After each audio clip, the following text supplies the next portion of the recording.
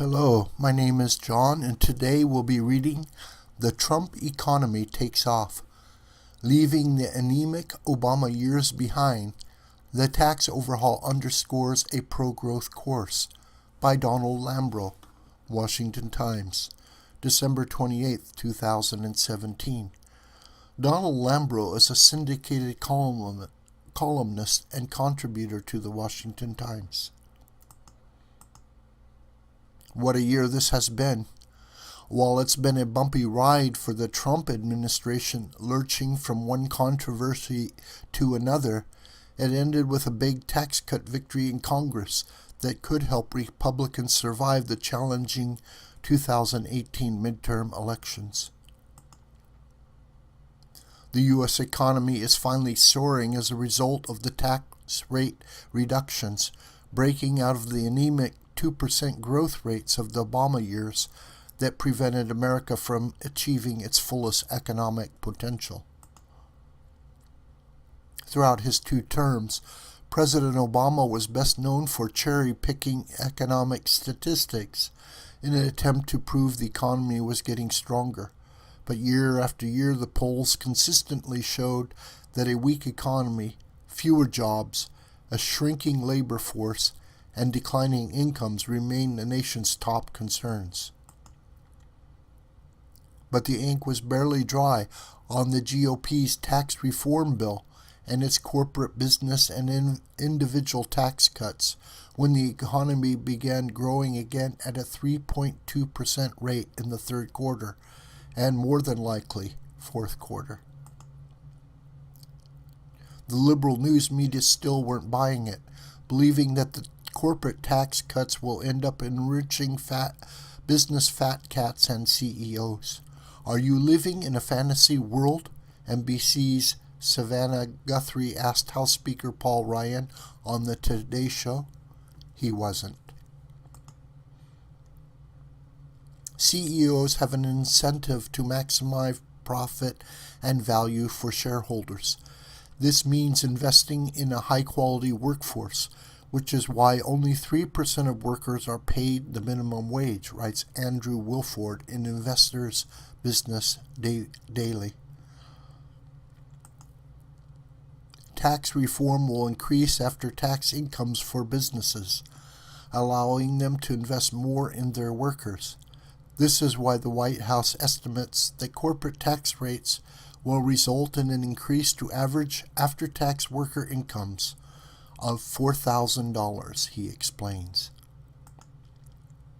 Under the tax overhaul, businesses would be able to immediately deduct the entire value of capital investments. Since businesses value money upfront that they can reinvest, they have a strong incentive to invest in new equipment now, while this full, expensive policy is in place, said Mr. Wilford, a policy analyst at the National Taxpayers Union. This is why a string of big corporations are announcing bonuses for their workers. AT&T is giving $1,000 to some $200,000 of its workers and pledging an added $1 billion in capital investments. Similar announcements soon followed from Boeing, Bancorp, and Wells Fargo. Pro-growth advocates like the Club for Growth believe that the GOP's tax cuts will unleash a tidal wave of great economic growth and prosperity. But David McIntosh, president of the Club for Growth, believes there's no reason to wait another 30 years to enact additional reform. In fact, with respect to individual and major pass-through businesses, this bill falls far short of pro-growth expectations, he says. Among his proposals, enacting a real 25% maximum rate for businesses organized as Subchapter S corporations or LLCs, rather than an artificial exclusion for sectors like financial services and unfairly excluding 80% of business income from the pass-through rate. Making temporary tax cuts permanent for individuals, abolishing the death tax on estates.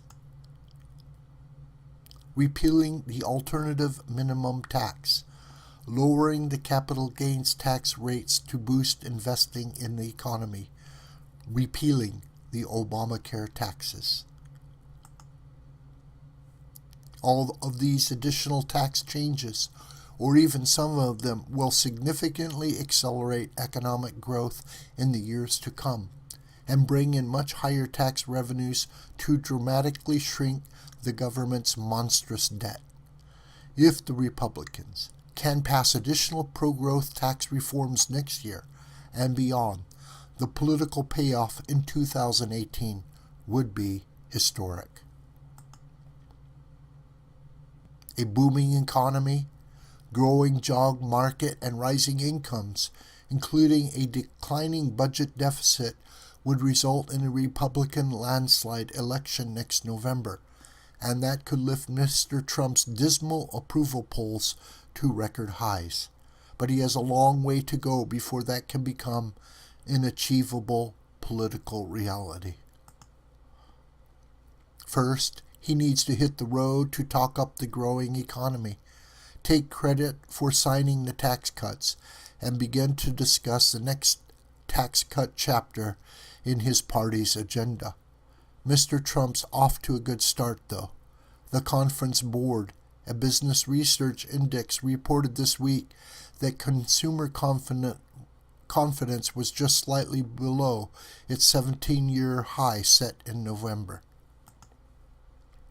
Consumer expectations are now at historically strong levels, suggesting economic growth will continue well into 2018, said the board's director of economic indicators, Lynn Franco. Mr. Obama's economic failures are behind us, and the Trump economy is taking off.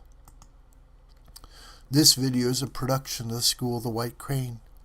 My name is John Brooker, and you could reach me through commentary on this video or through my Gmail listed here.